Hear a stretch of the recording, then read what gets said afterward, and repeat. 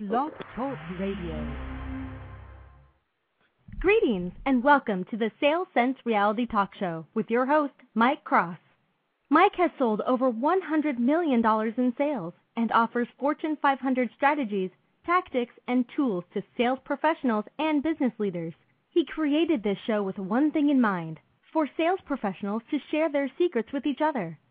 Join us every Wednesday at 12 to 12:30 Eastern Time, or sign up for updates on Mike's mailing list at salessensesolutions.com. Mike appreciates you listening and wishes you good luck on your next sales call. Well, good afternoon, everyone. It's Mike with Sales Sense Reality Talk Show. I'm really excited to have our guest today, Bob, and I just want to read a little bit about him. Bob has been designing mail and phone surveys, monitoring focus groups, and conducting in-depth interviews, IDIs they're called, for 2 decades. Bob's focus group's monitoring experience includes work for city and state governments, the world's biggest retailers, Fortune 500 sports goods, apparel, manufacturers, the world's top high-tech and software companies, leading designers. Bob is comfortable with and has moderated focus groups with a wide variety of audiences, including sales managers, brand managers, advertising executives, physicians, dentists, pilots, building owners, commercial realtors, custodians, and leading conservation groups. Bob is certified by the Market Research Association at expert level with regards to sales in 2006. His market research programs have been utilized to evaluate and develop sales teams for organizations he owns and for Fortune 100 and nonprofit organizations. He has utilized research to achieve double-digit growth, often in triple-digit growth occasionally. Visit www.research13.com. So without further ado, I welcome Bob to the show. Bob, how are you today? Great. Thank you for inviting me. Oh, yeah, I'm excited. You know, I'm a big research fan myself because a lot of sales professionals, just kind of go out there and stumble across things and they kind of go blind, I guess. Tell us a little bit more about your practice and what's working for you, and just tell the listeners a little bit more about yourself. Well, like other people, it's been challenging in this economy in the last 3 years. So we've had to do things a little bit smarter, and we've had to look where the cheese was moving to and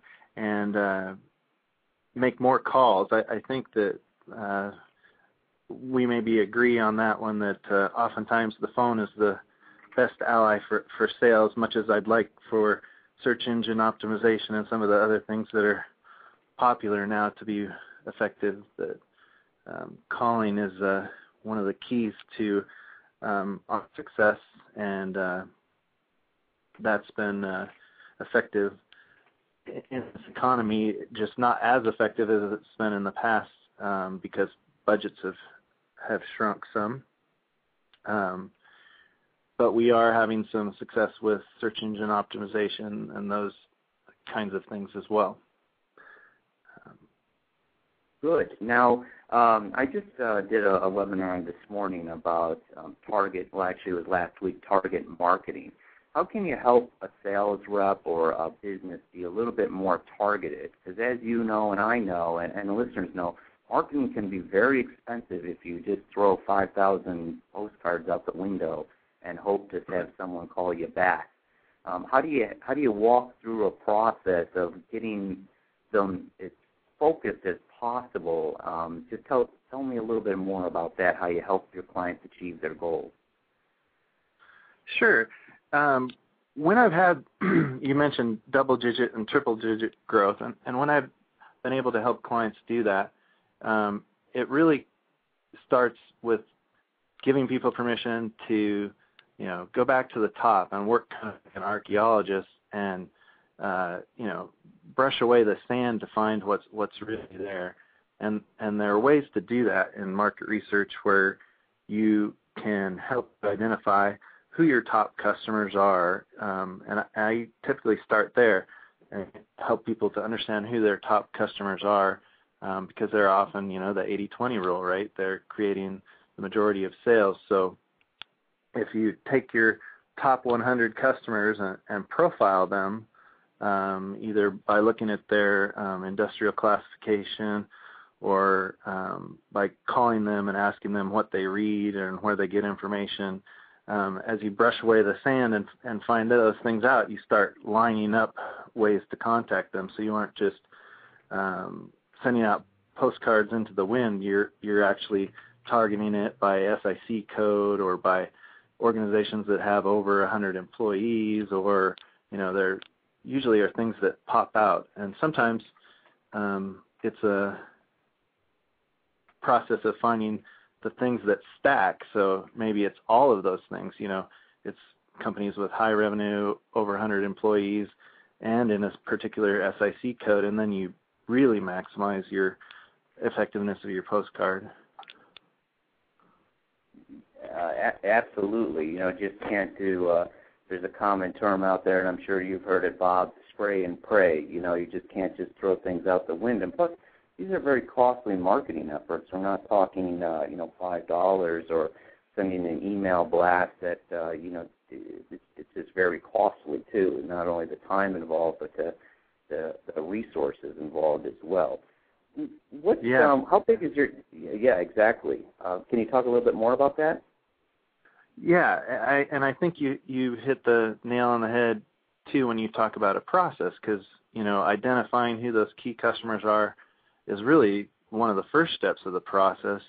Then you look at your notes to market. So we're stacking things as far as like top 100 customers, SIC code over 100 employees, over a certain revenue level, and then getting them the message that shows them the value that you offer that's going to give them an ROI.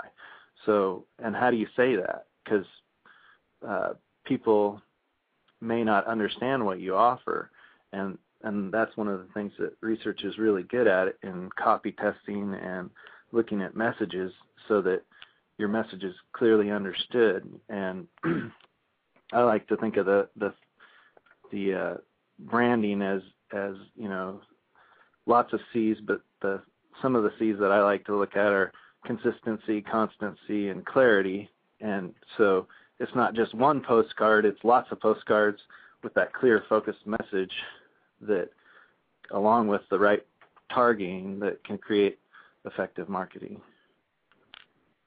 Absolutely. You and I are definitely on the same page, is that you just can't, hope is not a strategy, I guess. You have to really understand who your market is and do the thorough research, and that's why people like yourself, can help sales professionals and leaders to become more successful in their marketing campaign and generate more leads, and obviously more leads and more sales.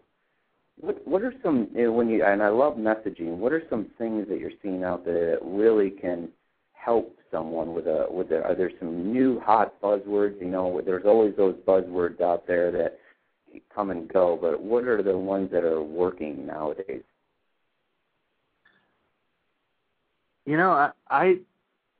I come from the research side, where I think that the messages are really different depending on the market and the product and the service, and so it's really hard to come up with a rubric. That's sort of a buzzword I hear lately. But okay. What is the formula or the rubric to get to the customer and get them to buy? And really, I find that the emotional triggers of trust and pride, if you work on those, people are looking for a purchase or a relationship that they can trust, and they want to have pride that they made the right decision, and that's sort of branding 101, but it's easier said than done, and usually you need to speak the language of whoever the target market is. It doesn't really matter what you and I think if we aren't the customer. So looking at those messages, I find it hard to use a key buzzword. I mean, over time there are those things like everybody's got the titanium this, or whatever the buzzword is of the time, and there are some of those, but I find personally that if you want double-digit or triple-digit growth, that you don't want to be a me too and follow a buzzword. You want to be different and unique. and hit on those emotional triggers that make people want to use you and trust you and have pride that they used you, where they're going to have word of mouth and talk to other people about you too. Again, you and I are on the same page, is that, that's why I kind of said it jokingly with the buzzwords, is like there is no silver bullet. And if there was one, I am sure that you and I would have found it by now. Right. I always tell people that when I sit down with them, I go, there's no silver bullet. I go, no matter how hard we try, I go, we're just going to have to keep tweaking the process. And sometimes as a consultant, I think the only silver bullet is the one that hits you. Absolutely. I mean, you have to be right there for it. Now, tell the listeners a little bit more, because I'm a big believer in surveys. How do you help a client develop that survey, and then kind of go into a little bit of conversation on a focus group? Because maybe sometimes you and I take for granted what we know, but some people listening to the show might not even know how to go about a survey, or how to get started in a focus group, or just kind of walk them through a little bit. That would be helpful. Sure. For me, I look at surveys as quantitative analysis, where you're looking to understand some of the first things we were talking about, like profiling customers, demographics or firmographics, and figuring out, what's the age of our target customer, or what's the company like that's our best prospect. And then you use the survey as a tool to gather information, data, and intelligence that makes you smarter, and how you market. Focus groups are usually where I work on the message to market. So once I have done a survey and I've talked to a scientifically valid sample, which is typically 200 people in a business segment or 400 people in a market segment, they're sort of the best practices where you get a good sample size. With a focus group, you're looking to speak to a half dozen or a dozen people and get them to talk about it. So you get the language and the messaging, and so you can get that message to market and really tap into the emotions that you want to bring about purchases. And I think, like we were talking about the process, people often do a survey, and maybe they do a web survey, or they have an intern that does some social media analysis, and that's not really a scientifically valid survey. It might be anecdotal, it might be interesting, but you can also go off course with that. So a survey should be a random selection of people in your target market, and you need to keep that going, and it may help you to target who you might talk to in a focus group. Yeah, absolutely. You bring up a very good point, because, and a good lead into my next question or two, is people, if you're going to go ask someone, you don't want to ask people that, for a survey, you don't ask them that are connected to you already on Facebook. Right. They already like you, and then you said something very profound there. Then it's going to stray you away from your market, basically. You could get the right, of course they like you, they're connected to you in a personal relationship on Facebook, they're going to tell you that what's good, but they're not going to give you that, what you said, they're going to give you anecdotal opinion, Right, and with a survey, you should be able to identify the top 3 features of your product, the things that you can use in your messaging, and people tend to shotgun messaging too. You really have to be disciplined and focus in on the 2 or 3 messages that you want to, because there's just too much information going out in the world. You can't break through the clutter unless you focus. Clutter is just, I call it the cloud, a mess, and I always use this stat. The average person receives 4,000 images a day. Some sort of branding or message or mail, email, social media. They are just bombarded, and your word I like is clutter. There's just so much to break through that message barrier and get that right time, the right message, and I agree. And I actually just tell my clients is that, get your messaging down, just a couple of them, 2 or 3 of them, just get them down, because it really does help you. Right. Going back to social media, because that is always the hot topic now. Do you find it working in marketplaces? And I always get this question: is anyone making money on social media? From a marketing research point of view, have you seen anything out there? Yeah, no, there are some people that are really good at it and are making money at it, but it isn't me and it isn't most people. But I think that having the presence there does give you some credibility, and I think that's part of what it's about right now. But there are people out there. That's probably a whole different show in some ways. Yeah. But there are people out there, especially that are doing things like information marketing and that are doing things that are readily available over the web and are time relevant. And I think that's going to increase over time as people use their Droids and iPhones and other mobile methods. It's like you're waiting for your kid's game to start and there's a 20-minute webinar and you get a Twitter message you can hook up. That sort of thing I think is going to increase and people will be more comfortable with it. But paying for that, there's so much free stuff right now with how the economy is. I think over time there'll be more paid things that happen like that. Yeah, I agree, and I'm a big social media believer, and I've generated some revenue off of it, but nothing to really write home about it. But I've started building relationships, and I kind of just use social media. You got to start a relationship somewhere. And sometimes, and I like that you believe in the phone too, the pick and shovel work is still where business comes from. No one's going to, just because you connect with them on Twitter, you're not going to win that account over. I mean, it's just not going to happen. And I'd be leery if that did happen. But what, right.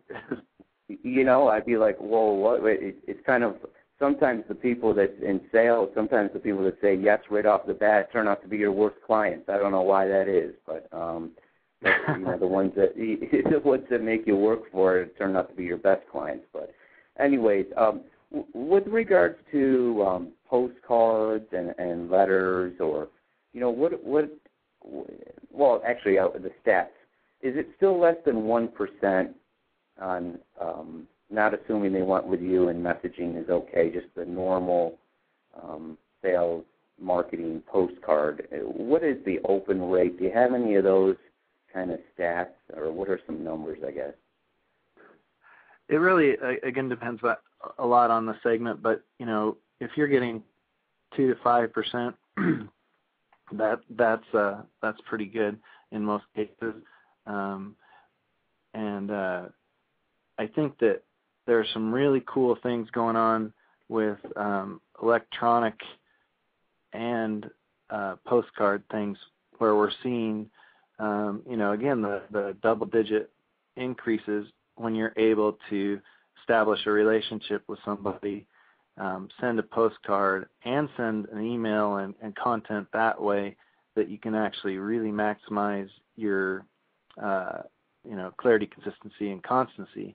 And that way people can get your information the way they want. I mean, there's the old school people that want something they can put their hands on, and then there are the people that want to look at a YouTube video. And if you're sending both, you're going to increase your potential. Absolutely. I know you're running out the door to an appointment, and I appreciate your time. Do you have a couple more moments, or do you need to run?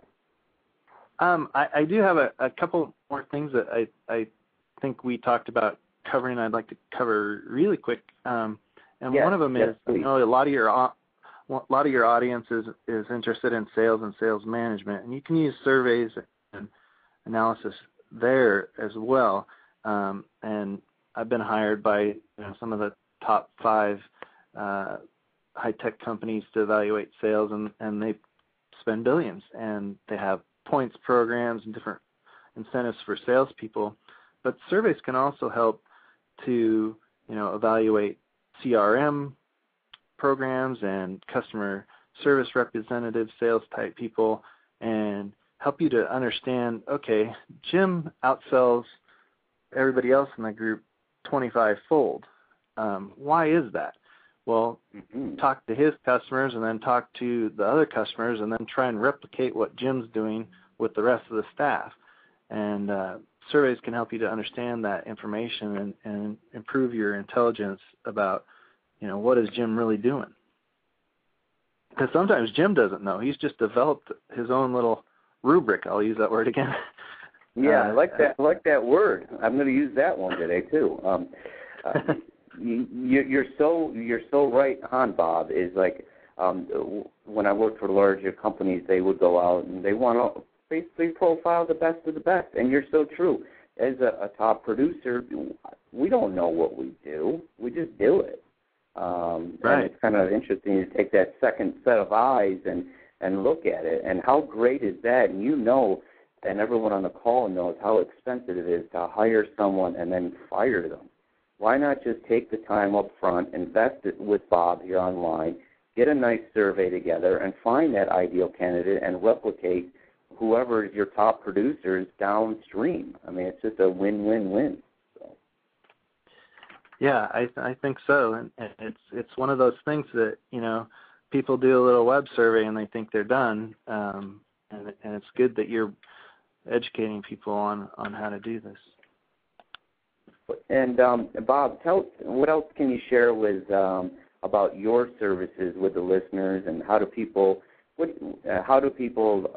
get in contact with you, and what do you offer? And I'll let you go because I know you're busy today. And tell the listeners a little bit more about how they can contact you and what you can exactly do for them. Sure. Well, I can be reached by bob@research13.com. Research13, which is research13.com, our website, there's a contact feedback form there where people can go and they can actually fill out a request form and say, what their need is and how immediate it is, and then we can get back to them how we might help. And we do all kinds of surveys and gather opinions from people on all sorts of topics. And sometimes there's, a small fork in the road with an engineering team, and they don't know whether to go the expensive route or the cheap route, and they want a customer's opinion. Or, other times we're evaluating sales teams or brands and images, and we use most of the methods that are out there now. And if we aren't the right fit, we're involved with other associations like the Market Research Association, so we can get you to somebody that knows what that industry or particular problem, how to solve it. Excellent. Yes, that's just what makes a great business owner is if we can't figure it out, we're going to find someone to help you through the process. And that's Absolutely. Just a huge amount. Yeah, it's a huge amount of value. So I really, really do appreciate your time today, and I appreciate everyone listening. Any closing comments to the listeners or anything like that? Any closing advice? No, I'm a big fan of the phone still. I mean, using the phone in surveys and on sales calls.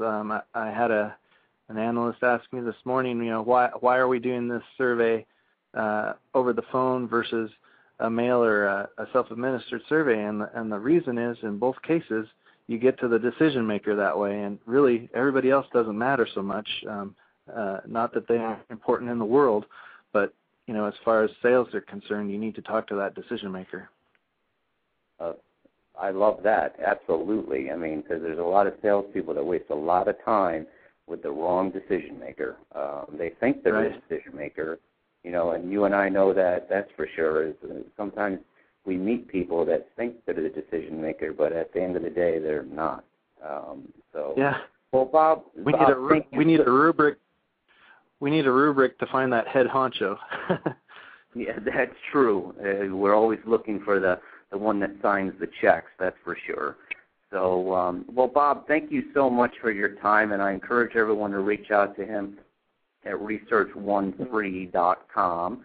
And I really appreciate everyone's time today, and I wish everyone good luck on their next sales call, and tune in next week at 12 o'clock Eastern Standard Time again. Thanks, and have a productive week. And thank you, Bob. I appreciate all your time.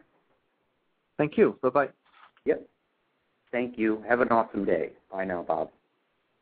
Bye-bye.